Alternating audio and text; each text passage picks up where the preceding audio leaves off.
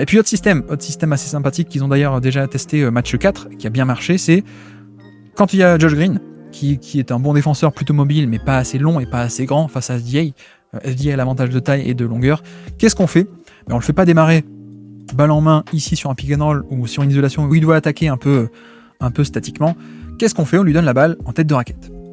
Et donc comme ça, on est déjà un peu plus proche du panier, et donc il suffit de un move pour aller au panier, et c'est ce qui se passe ici. Voilà, un move, un dribble, et je suis au panier.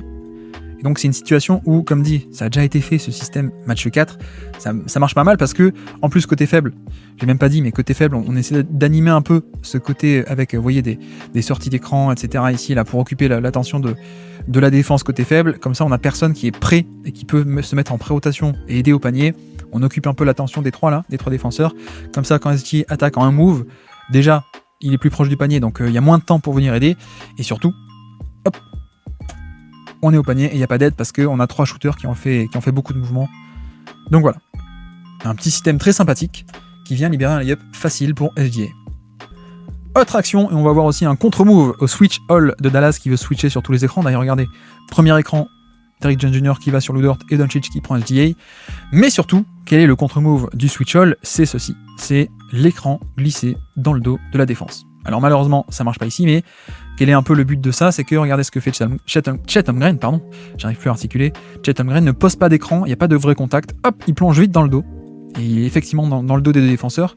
Et le but en fait, c'est qu'on ait un écran glissé, donc un écran qui n'est pas vraiment posé, et on glisse très vite avant les défenseurs, on glisse dans le dos.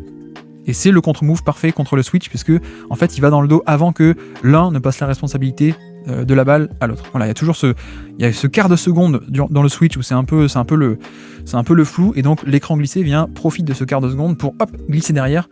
Et effectivement, il y a la fenêtre de passe, elle est là, et il est ouvert dans le dos de la défense, ici Chet Holmgren.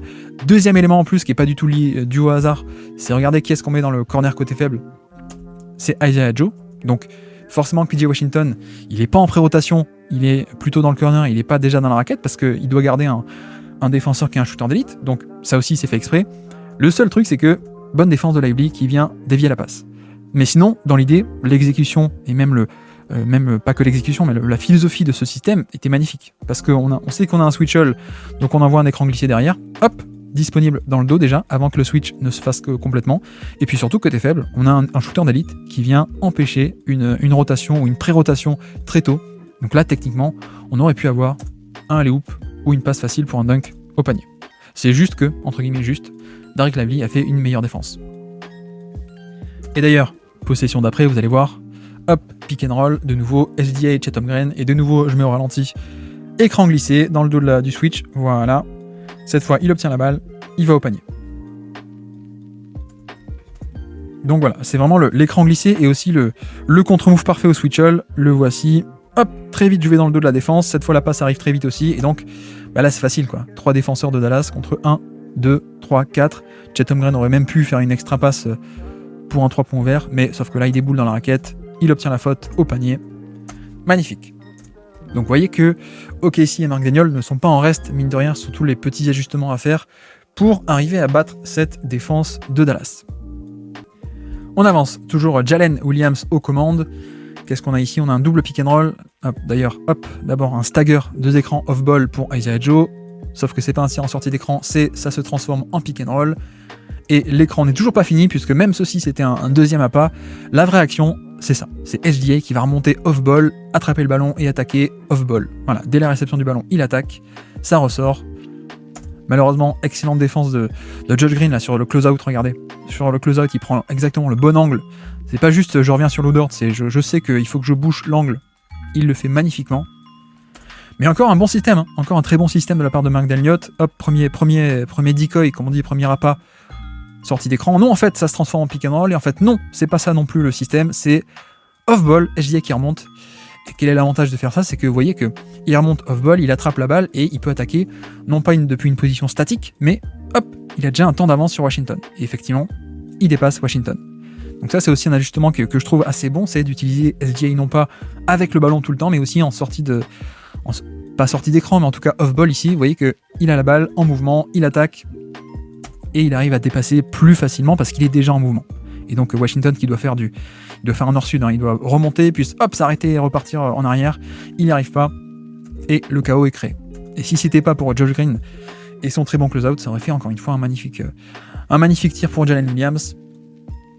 On enchaîne, toujours le même système, hein, qu'on a vu tout à l'heure, le fameux vacate, le fameux leak, donc pick and roll ici, avec un leak ici, ou un vacate, juste une course croisée qui vient libérer, qui vient vacate l'intérieur, pardon pour l'anglicisme, c'est comme ça qu'on l'appelle, il vient libérer l'intérieur, ce qui fait que SGA, quand il attaque, vous voyez tout le monde qui se resserre autour de autour de SGA, c'est le fameux on bouche le terrain, c'est parfait, mais sauf que, avec ce système, on a à la fois le pick and pop, et à la fois le leak, à la fois le vacate à 3 points.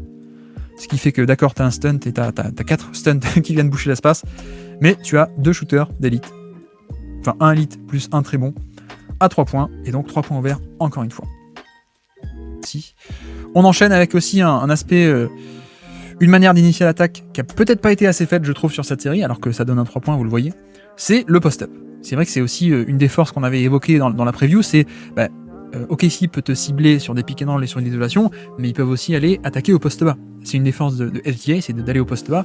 Donc ils l'ont peut-être pas assez fait, je trouve, à mon goût. Ça aurait pu apporter un peu de variété dans ce ciblage qu'on a eu toute la série. Là, c'est le cas, et on voit aussi à quel point c'est plus facile. C'est que, en fait, on est sur un endroit différent, un endroit du terrain, pardon, qui est très différent. On démarre pas depuis très haut où la défense peut voir venir, elle peut boucher l'espace en amont, etc. Là, on démarre un peu plus proche du panier et sur le côté. Et donc, quand ça se resserre autour du post-up, vous voyez que Gafford est par là, la géométrie du terrain est très différente. Et donc là, on a SGA qui s'échappe de la prise à 2, ça ressort, extra passe, 3 points, Christian Wallace. Donc voilà, j'espère qu'on verra ça un peu plus sur le match 6 et potentiellement le match 7. C'est aussi un SGA qui attaque depuis le post-up, parce que vous voyez que c'est un peu plus facile de créer de la confusion, parce que prise à 2 ici, donc on a un surnombre côté faible pour OKC, avec en plus l'excellent cut de Aaron Wiggins qui vient aspirer un défenseur, ce qui fait qu'on a Irving 1 contre 2 ici, Christian Wallace, Josh Giddey. Donc quand ça ressort, 3 points ouverts, facile.